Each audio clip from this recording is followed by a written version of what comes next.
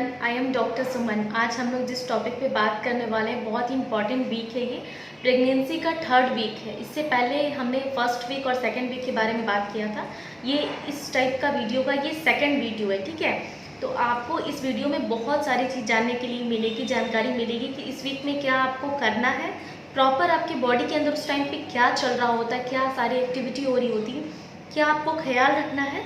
ये सारी बात हम आपको इस वीक में बताएंगे, इस वीडियो में बताएंगे। तो इसके लिए आपको बने रहना है मेरे वीडियो में। इस वीक में बॉडी में ओवुलेशन हो रहा होता है इस टाइम पे, या तो सेकेंड वीक के लास्ट में, एकदम लास्ट में 4-5 दिन 6 दिन के बाद लास्ट में, या फिर थर्ड वीक के बिल्कुल स्टार्टिंग में, पहला दूसरा या तीसरा ही दिन आपका ओवुलेशन हो रहा होगा। आपके बॉडी में ओवुलेशन के टाइम पे क्या होता है, और जैसे ही एग रिलीज होता है तो उसको फैमिलिया अपने तरफ फ्लोपिंग ट्यूब में खींचती है। जैसे फ्लोपिंग ट्यूब में एग जाता है तो उसी वक्त आपको रिलेशन रखना होता है, हस्बैंड के साथ, पार्टनर के साथ आप रिलेशन रखेंगी तो स्पर्म जैसे बॉडी के अंदर जाएगा तो वो वहाँ से इस यूट्रस के थ्रू ट्रैवल करते करते आपका फ्लोपिंग ट्यूब तक पहुँचेगा और वहीं पे फर्टिलाइजेशन का प्रोसेस होता है। आपको ये 14वां दिन या 15वां दिन आपके बॉडी में एग रिलीज होगा। जैसे आपका पीरियड अगर टाइम पे आ रहा है, आपका साइकिल लेंथ बिल्कुल परफेक्ट है, 28, 30, 32 दिन का आपका साइकिल लेंथ है, तो 14 दिन से 16 दिन के बीच में आपका ये ओवुलेशन टाइम होगा, बिल्कुल परफेक्ट है। तो अगर इनरेगुलर है तो फिर उस पर हम लोग अलग से वीडियो में बात करेंगे।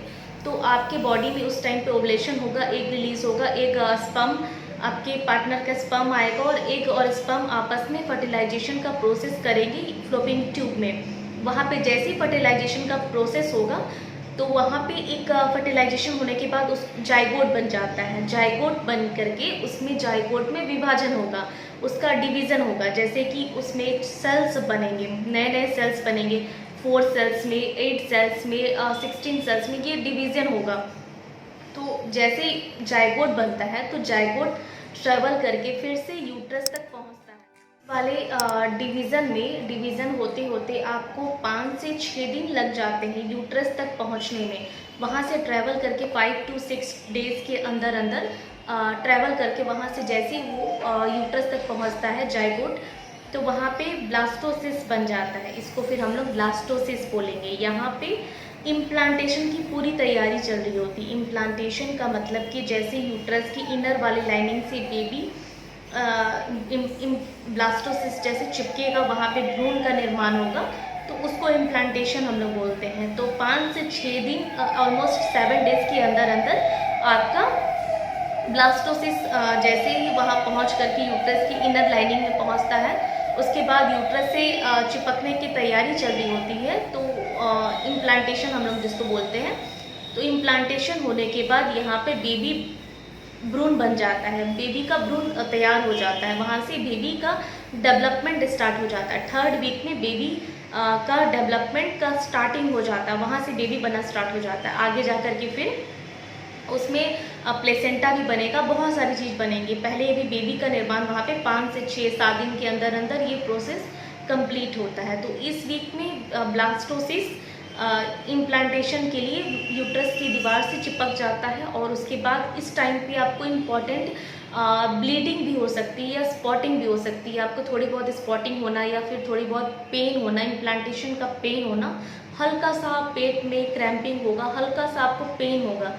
तो ये आम बात है, ये नॉर्मल है। इस टाइम पे आपको थोड़े बहुत सिम्टम्स भी आ सकते हैं बॉडी में। जैसे ही इम्प्लांटेशन हो जाता है तो HCG का लेवल बिल्कुल बढ़ जाता है बॉडी में। तो इस टाइम पे जैसे आपको HCG का लेवल से हम लोग डिसाइड करते हैं ना कि यूरिन में, प्रेगनेंसी किट में हम लोग टेस्ट करके देखते हैं तो पॉजिटिव आ जाता है। तो इस वक्त यही लेवल बॉडी में एकदम से बढ़ जाता है, और जिसके कारण थोड़ी बहुत आपको वीकनेस लगेगी, आपको जी मिचला सकता है, आपको नोजिया टाइप से स्मेल, आपको सूंघने की थोड़ी शक्ति बढ़ जाएगी। जो खाना आपको अच्छा लग रहा था वो खाना भी आपको टेस्ट नहीं आएगा, और आपको थोड़ी बहुत वोमिटिंग भी हो सकती है। आपको सीढ़ी चढ़ने में या फिर कोई काम करने में थोड़ी थकान सी फील हो सकती है। तो ये सारी सिम्टम्स आना थर्ड वीक में नॉर्मल है। इस टाइम पे आप भी ये सिम्टम्स देख के आप डिसाइड कर सकते हैं कि आपको प्रेगनेंसी की इम्प्लांटेशन पेन हो रहा है और सिम्टम्स आपको आ रहे हैं। लेकिन एक और ज़रूरी बात है, यहाँ पे आपको ध्यान रखने वाली एक ज़रूरी बात है कि ठीक है आपने हस्बैंड के साथ रिलेशनशिप रखना, आपने प्रेगनेंसी के लिए ट्राई कर रही हैं, आप प्रेग्नेंट भी हो गई, ठीक है, तो आपका फर्टिलाइजेशन एग और स्पर्म मिल करके फर्टिलाइजेशन का भी प्रोसेस हो गया है, आपका फर्टिलाइज भी हो गया, लेकिन ज़रूरी नहीं है कि इम्प्लांटेशन के लिए बेबी यूट्रस की इनर लाइनिंग से चिपक ही जाए। वहाँ पे लाइनिंग कभी पतली हो सकती है, कभी थिन हो सकती है बहुत ज़्यादा, तो कभी बेबी वहाँ पे ज़रूरी नहीं है कि ब्लास्टोसिस एकदम परफेक्ट ही बना हो, एग एकदम परफेक्ट ही बना हो, तो वो आगे जा कर के 9 महीने कंटिन्यू बेबी का निर्माण कर सके, उसके लिए वो रेडी नहीं होती है, तो वहाँ पे भी बेबी नहीं बन सकता है, और इस टाइम भी आपको ब्लीडिंग हो सकती है, और पीरियड जैसे टाइम पे आता है वैसे आपको टाइम पे पीरियड भी आ जाएगा। तो ज़रूरी नहीं है कि फर्टिलाइजेशन का प्रोसेस होने के बाद भी आपको बेबी बन ही जाए, आप प्रेग्नेंट हो ही जाए, तो ऐसा ज़रूरी नहीं है।